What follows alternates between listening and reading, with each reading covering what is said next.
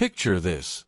It's a Tuesday night, maybe 11 p.m., and you're lying in bed staring at the ceiling fan going around and around. Your phone is face down on the nightstand because you literally just got done looking at your savings account, your investment portfolio, maybe your 401k, and you're doing that thing. You know the thing. You're running the mental math that we all run. You're thinking, okay, if I just keep grinding at this job for another 15 years, maybe 20, and if the market doesn't completely tank, and if I don't get laid off, and if I can somehow keep my lifestyle expenses exactly where they are right now. You're trying to figure out if there's an end date to this hamster wheel, and it just feels so incredibly far away. It feels like this distant, hazy mirage that you're never actually going to reach. You see these headlines online, people talking about having millions of dollars invested, retiring at 35, living on a beach somewhere, and you just think, who are these people? What do they know that I don't? Is there some secret math I missed? My name is Zach, and I spend way too much time thinking about money, financial psychology, and why some people seem to effortlessly build wealth while others stay stuck in the same financial patterns for decades. And honestly, when I look at stuff like this, when I look at the gap between where people actually are and where the internet tells them they should be, I realize that the biggest problem isn't a lack of income.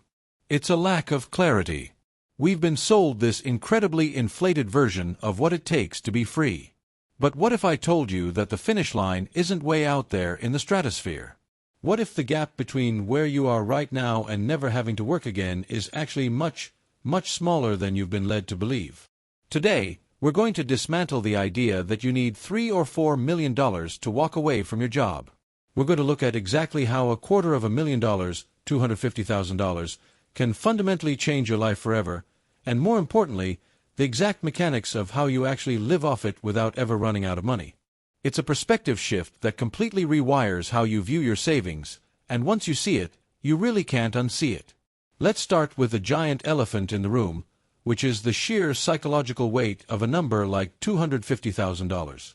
Depending on where you are in your journey, $250,000 either sounds like a totally impossible mountain to climb, or it sounds like a decent chunk of change, but definitely not retire on a beach money.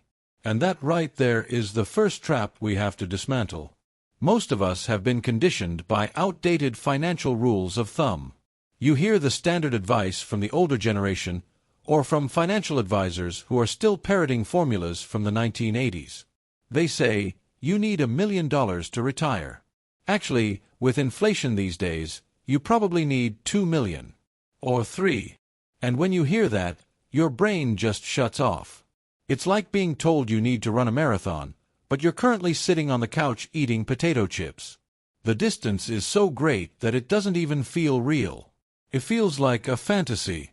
So what do? You do nothing. You just keep scrolling, keep showing up to your job, and keep adding a tiny percentage to your 401k, hoping that decades from now, compound interest will magically save you. But let's look at what $250,000 actually represents in the real world. To get to $250,000 invested, you don't need to be a tech bro making $300,000 a year. You don't need to have inherited money. If you're making a completely average salary, say $60,000 to $80,000 a year, and you're aggressively saving 30% or 40% of your income by keeping your lifestyle expenses low, you can hit $250,000 in 7 to 10 years. Maybe a little longer if you're starting from absolute zero. Think about that for a second. 7 to 10 years of focused, intentional saving, and you have $250,000 working for you. That's not a lifetime. That's the length of a middle school and high school education. That's a blink of an eye in the grand scheme of your career. But what does it actually do for you? Why is this the magic number? Because $250,000 is the threshold where the math of money starts to bend in your favor. It's the point where your money begins to work harder than you do. I was talking to a buddy of mine last week about this exact concept. He's 34, works in IT, makes good money, but he's exhausted. He looked at his portfolio. He has about $220,000 saved up, and he was complaining to me. He said, Zach, I feel like I'm treading water. I have over 200 grand, but I still have to wake up at 6 a.m. tomorrow and deal with my boss. And I told him, "You're not treading water. You're standing on the edge of a cliff, and you just don't realize you have a parachute." Because $250,000 isn't just a number on a screen. It's ultimate leverage. It's options. And once you understand how to extract that money, everything changes. So, how do we actually get the money out? This brings us to the engine of early retirement, or really, any sustainable retirement. It's a concept you might have heard of if you've dabbled in the financial independence world, but we need to break it down so it makes intuitive sense. It's called the Safe Withdrawal Rate, or SWR. Now, I know, safe withdrawal rate sounds like incredibly boring financial jargon. It sounds like something an actuary would say at a conference. But stick with me here, because this three-word phrase is the key that unlocks the door. Back in 1994, a financial advisor named William Ben-Jen did a massive, exhaustive study. He looked at every single 30-year period in the stock market history of the United States, going all the way back to the 1920s. He looked at the Great Depression.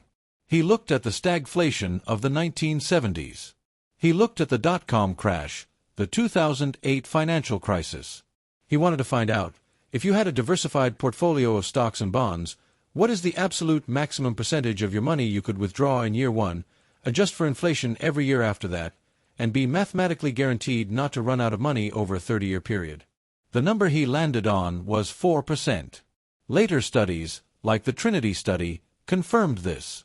In fact, in a lot of scenarios, you could withdraw 4.5% or even 5% and still survive. But 4% became the gold standard. It's the ultimate financial safety net. It assumes the absolute worst-case scenario for the stock market, and it still survives. Let's apply this to our $250,000. If you have $250,000 invested in a low-cost, broadly diversified index fund, like the S&P 500, and you withdraw 4% of that in your first year of retirement, what does that look like? 4% of $250,000 is $10,000. Wait, hold on. I can see the comments forming already. $10,000 a year? Zach, I can't live on 10 grand a year. That's below the poverty line. What kind of lifestyle is that? And you're completely right. If you are trying to fund a typical American middle-class lifestyle, mortgage on a $400,000 house, 2 car payments, eating out 3 times a week, a $150 cable bill, then yes, $10,000 a year is going to feel like a joke. But that is exactly why this works, and why most people completely miss the point. The $10,000 isn't designed to fund your current life. It's designed to fund a completely different life. Or, more accurately, it's designed to be the foundational baseline of a new financial architecture. We'll get to the practical applications of how you actually stretch that in a minute, but first, you need to understand the absolute magic of the 4% rule. When you withdraw that $10,000, your portfolio drops to $240,000, right? But the stock market historically doesn't just sit there. It grows. Historically, the S&P 500 grows at an average rate of about 7% to 10% per year, adjusting for inflation. So, in an average year, your remaining $240,000 is going to grow by $16,800 to $24,000. You took out $10,000 to live on, but the market put $16,000 back in. Your total portfolio value actually went up. Your money is regenerating itself faster than you are spending it. Think of it like a fruit tree. $250,000 is the tree. The 4% withdrawal is you walking out into the yard and picking 10 pounds of apples. But while you're making apple pie in the kitchen, the tree is growing new branches, soaking up the sun, and producing 15 pounds of new apples. You are harvesting the yield, but the underlying asset, the tree itself, continues to expand and thrive. That is the profound difference between spending down a savings account and living off an investment portfolio. One is decay. The other is sustainable harvest. Now, let's get real. Let's talk about how you actually live off $10,000 a year, because I don't want to sit here and pretend that living on $833 a month is easy in today's economy. It's not. But remember what I said about financial architecture. Nobody, And I mean literally nobody who reaches this level of financial independence uses the $250,000 in a vacuum. This is the biggest misconception about early retirement or financial independence. People think it's a binary switch. You either have $0 and you work, or you have $2 million and you don't. They think you hit the exact number, you walk into your boss's office, you slam a letter on the desk, and you never earn another penny of active income for the rest of your life. That is a caricature. That's not how real life works. What $250,000 actually buys you is the ultimate FU fund on steroids. It buys you the ability to completely change the nature of your work. Let me give you a scenario that is incredibly common in the real world, but nobody talks about because it doesn't fit the retire at 30 on a yacht narrative. Let's say you're 38 years old. You have $250,000 invested. You hate your corporate job. The commute is an hour each way. Your manager is toxic. You're stressed out, your health is suffering, and you feel like you're trading the best years of your life for a paycheck that you mostly just send to a mortgage company anyway. Instead of feeling trapped, you look at the math. You know you can safely extract $10,000 a year from your investments. So, what do? You quit the corporate job. You take that massive, heavy pressure valve, and you twist it open. You breathe. But you don't go sit on the couch. You take a part-time job. Maybe you work at a local coffee shop for 20 hours a week. Maybe you do some freelance consulting from your laptop. Maybe you get a job at a local hardware store, or you start a tiny landscaping business. If you work a low-stress part-time job making just $20,000 a year, and trust me, making $20,000 a year part-time is incredibly easy, that's like $15 an hour, and you combine that with your $10,000 investment withdrawal, you now have an income of $30,000 a year. Do you see what just happened there? You went from a high-stress, 50-hour-a-week corporate grind that you hated, to working 20 hours a week at a job that doesn't matter if you get fired from, and your income barely changed. But your life changed completely. You have your weekends back. You have your mental health back. You have time to cook meals at home, which drastically lowers your food expenses.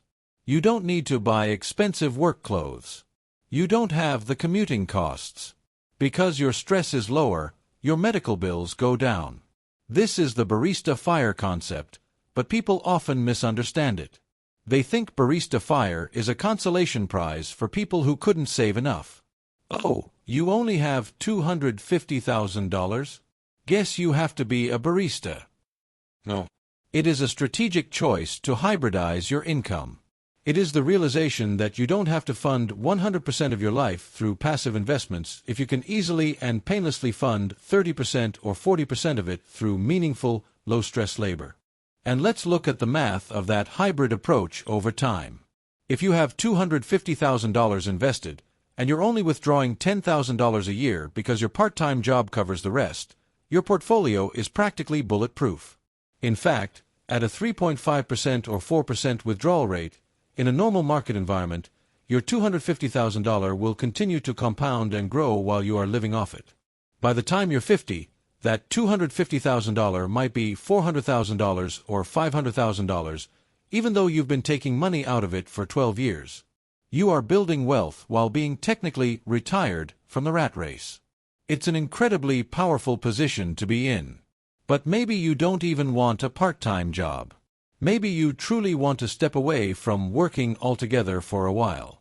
How do you make $10,000 work? It requires a geographic and lifestyle arbitrage.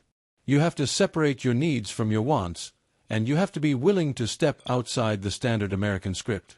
If you have $250,000, you probably have equity in a house, or you can easily sell your expensive house and move to a much lower cost of living area. Let's say you move to a smaller city in the Midwest, or a town in the mountains, or even overseas to a country where the cost of living is a fraction of what it is in the U.S. If your housing is paid off, or if your rent is $600 a month because you moved to a cheaper area, your baseline survival costs just plummeted. When your housing is cheap, $10,000 a year suddenly isn't poverty. It's a tight budget, sure. You're not going to be taking luxury cruises. You're not buying a new car every 3 years. But $10,000 a year, when you don't have a mortgage or high rent, is enough to buy groceries, pay for basic utilities, keep your phone on, and pay for a cheap health insurance plan. You can grow a lot of your own food. You can ride a bike instead of driving. You can embrace a slower, more intentional way of living. I think there's this weird guilt in our culture around living small. We're told that if you're not constantly upgrading your life, if you're not consuming more, you're falling behind. But honestly, some of the most peaceful, fulfilled people I've ever met are the ones who realized they didn't need a six-figure income to be happy. They needed a roof over their head, good food, a few close friends, and time. Time is the ultimate luxury.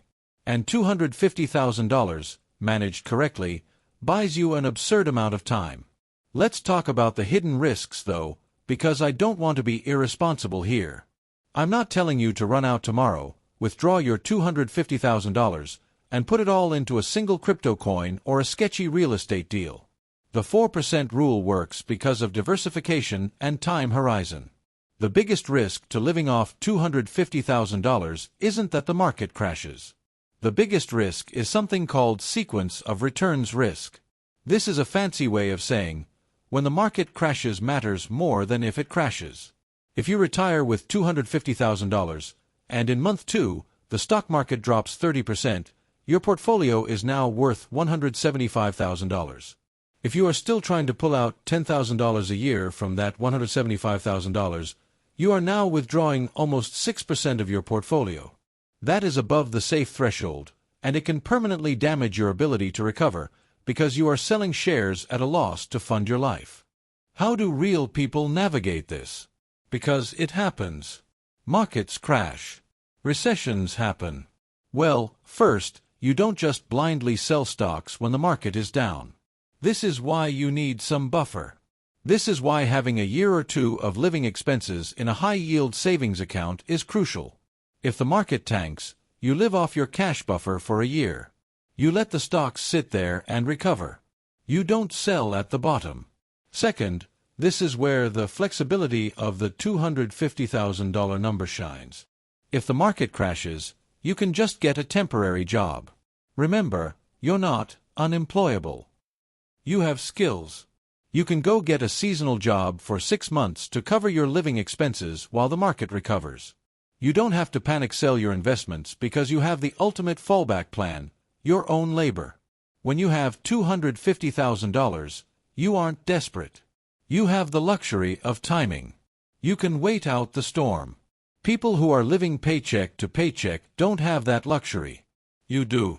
That's the whole point of building the stash in the first place. There's another psychological shift that happens right around the $250,000 mark that I find absolutely fascinating, and nobody really talks about it. It's the shift from accumulation to maintenance. When you are going from $0 to $100,000, it is pure, brutal accumulation. You are fighting human nature. You are resisting the urge to buy the new car, to upgrade the house, to go on the expensive trip. Every dollar you save feels like a sacrifice, because it is. You are consciously choosing future security over present comfort. It's exhausting. It requires a lot of willpower. But something magical happens in your brain when you cross that $250,000 threshold. The math starts to do the heavy lifting. If your portfolio is $250,000 and the market goes up 10% this year, the market just added $25,000 to your net worth. You probably didn't even notice.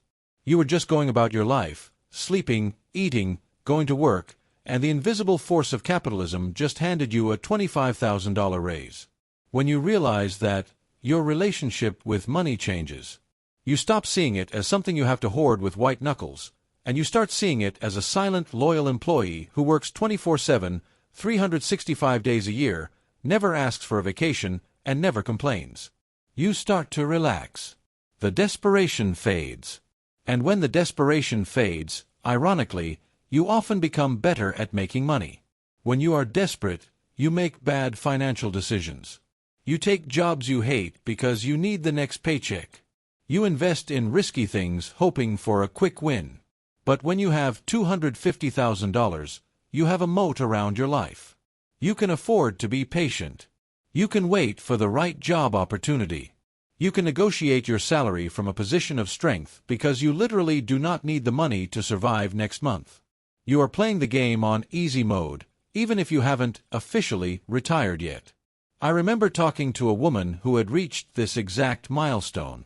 She was a graphic designer, making maybe $75,000 a year. She had saved up about $260,000 over a decade of disciplined living.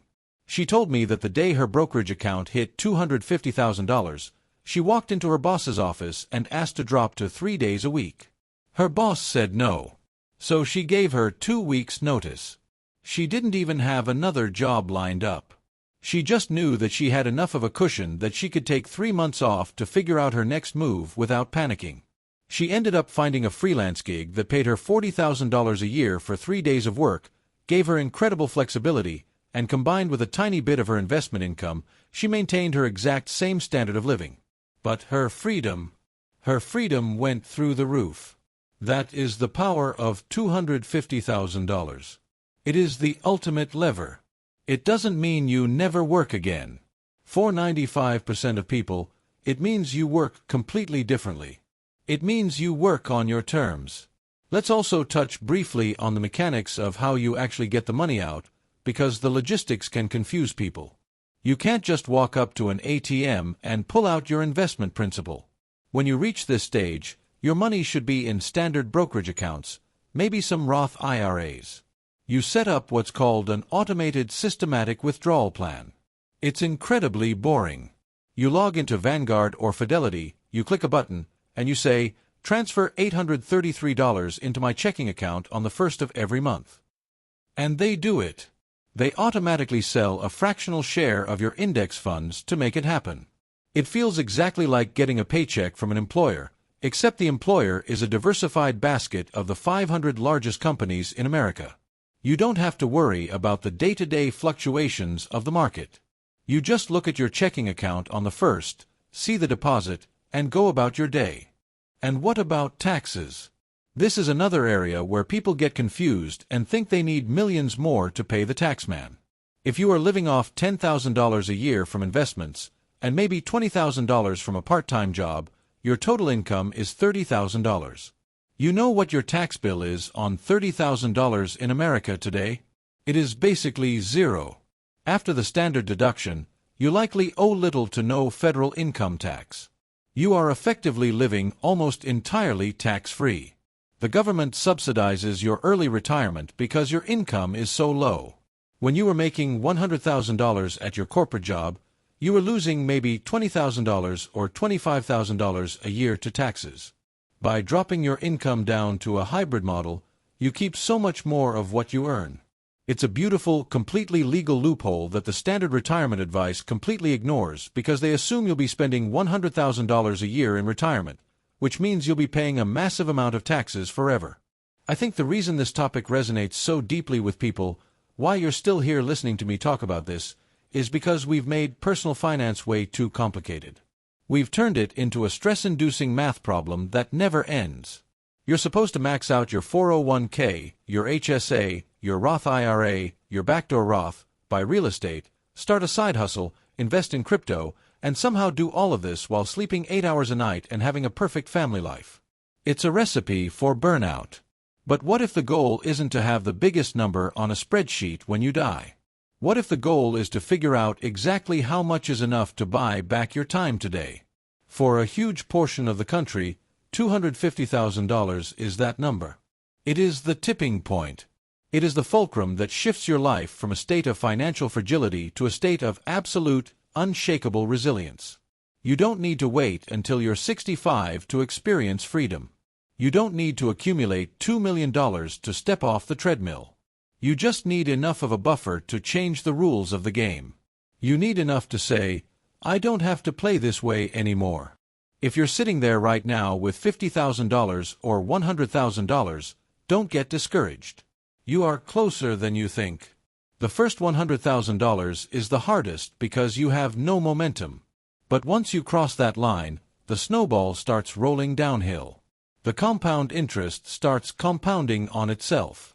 Keep your head down, keep your expenses low, and keep funneling money into those broad market index funds. The math is on your side. It is relentless, and it does not care about your feelings. It just works. And if you're one of those people who already has $250,000, but you're still waking up at 6 a.m. dreading your commute, I want you to really sit with this. Ask yourself what you are afraid of. Are you afraid the money will run out? The math says it won't. Are you afraid of what people will think if you step down to a lower-paying, lower-stress job? They'll probably be secretly jealous. Are you just trapped in the momentum of your own lifestyle? Take a hard look at your life. Calculate what you actually need to survive versus what you spend to impress people you don't even like. Do the math on the 4% rule. Realize that the $250,000 you've already saved is a bridge. It's a bridge from the life you have right now, the stressful, exhausting one, to a life where you control the schedule. A life where you work because you want to contribute, not because you'll be homeless if you don't. Money, at the end of the day, isn't just digits on a screen. It's stored energy. It's stored options. It's your past labor, sitting there, waiting to be deployed to buy your future time. Don't let it sit there forever waiting for some arbitrary, culturally imposed finish line that you don't even really want. You've done the hard work. You've built the machine. Now, maybe it's time to start letting it work for you. Even if it's just a small withdrawal. Even if it's just shifting to a part-time gig. Take a step. Test the waters. You might just find that the freedom you've been looking for has been sitting there in your brokerage account, waiting for you to finally reach out and grab it.